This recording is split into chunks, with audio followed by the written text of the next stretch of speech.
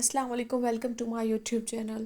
آج کی جو میری ویڈیو ہے وہ خواتین اور نوجوان لڑکیوں کے لیے ہے۔ لیڈیز گائز اینڈ جینٹلمین، مقصد تنقید نہیں ہے، سوچ کا ایک زاویہ ہے۔ تو گائز، گھر میں چوری کا ڈر ہو تو ہم اپنے گھر میں پستول خرید کے رکھ دیتے ہیں تاکہ وقت آنے پر وہ ہمارے کام آئے، اور اس کو قبل از وقت حفاظتی اقدام کہہ سکتے ہیں ہم۔ مگر آپ اس پستول کو ہر گھر آنے والے مہمان پر تاننا شروع نہیں کر دیتے۔ اگر آپ ایسا کرتے ہیں تو لوگ آپ کے گھر آنا چھوڑ دیں گے۔ بالکل ایسے ہی حفاظتی اقدام کے طور پر ہم اپنی بیٹیوں کو فائنینشیل انڈیپینڈنٹ بنانے لگے ہیں۔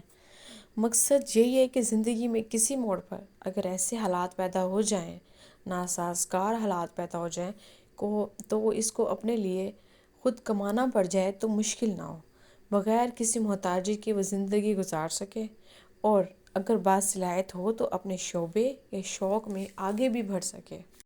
مگر ہوا کیا ہے؟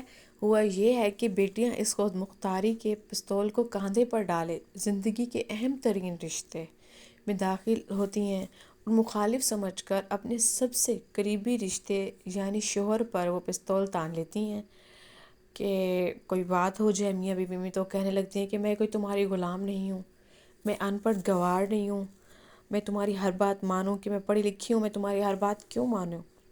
اور کوئی کچھ کہہ دے تو اس کی یہ جرت کہ وہ مجھے ایسے کہے، میں خود اپنا کما کر کھا سکتی ہوں، مجھے تمہاری ضرورت نہیں، اس طرح کے جملے۔ اب اس ذہنیت کے ساتھ رشتے شروع کرنے والوں کے 70 رشتہ گروپوں میں خلا یافتہ یا ایک بچے کے ساتھ کی شرح بڑھتی جا رہی ہے۔ دنیا بھر میں انتہائی پسماندہ ملکوں سے مغرب کے جدید ترین ممالک میں میاں بیوی کا رشتہ اگر چلتا ہے تو وہ چلتا ہے باہمی مفاہمت، آپس میں جو کمپرومائز ہے وہ اس کو کرنے سے، یا جیون ساتھی کی اچھائی برائی کو قبول کر کے، اس کی کمزوریوں پر پردہ ڈال کر، اس کا مان رکھ کر، اور اپنی طاقتوں کو اس کی طاقت بنا کر، جواباً دوسرا بھی آپ کے ساتھ چلنے پر آمادہ ہوتا ہے، اور وقت آنے پر آپ کی کمزوریوں کو اپنی طاقت سے بدلتا ہے۔ سب سے بڑی غلط فہمی جو ہمارے بچوں کے ذہنوں میں ڈال دی گئی ہے وہ یہ کہ اس رشتے میں انحصار صرف روپے پیسے کا ہے، لیکن ایسا نہیں ہے۔ اب آپ کی بے شمار جسمانی اور روحانی نفسیاتی ضرورتوں کا انحصار اس کے توجہ، کوشش، آمادگی پر ہوتا ہے، اس کے وقت پر ہوتا ہے۔ اگر لڑکیاں صرف یہی سمجھ لیں کہ اس رشتے میں ان کو بھی ایک جیتے جاگتے انسان کی اتنی ہی ضرورت ہے جتنی کہ ان کے شوہر کو، تو شاید وہ بات بات پر خود مختاری کی گردان کرنا بند کر دیں۔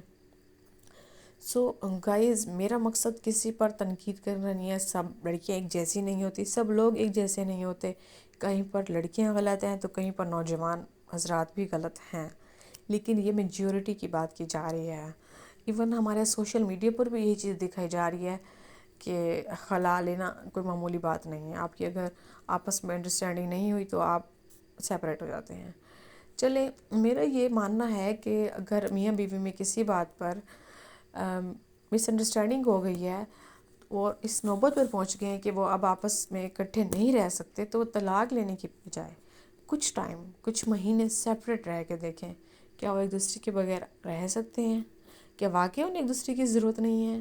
کیا وہ جن غلطیوں پر لڑ رہے تھے کہ وہ بہت معمولی غلطیاں ہیں؟ کیا ان پر کمپرومائز کیا جا سکتا ہے؟ اپنے آپ سے ایک بار کوسچن ضرور کر لیں، اس سے پہلے کتنا بڑا قدم اٹھایا جائے، کیونکہ اللہ تعالیٰ کو بھی طلاق پسند نہیں ہے، لیکن اللہ تعالیٰ نے فرمایا کہ اگر آپ ایک دوسرے کے ساتھ نہیں رہ سکتے، اپنے اوپر ظلم اور جبر کرنے کے بجائے آپ یہ کام کر سکتے ہیں۔ Thank you so much, Maira Yusuf signing off. اللہ حافظ۔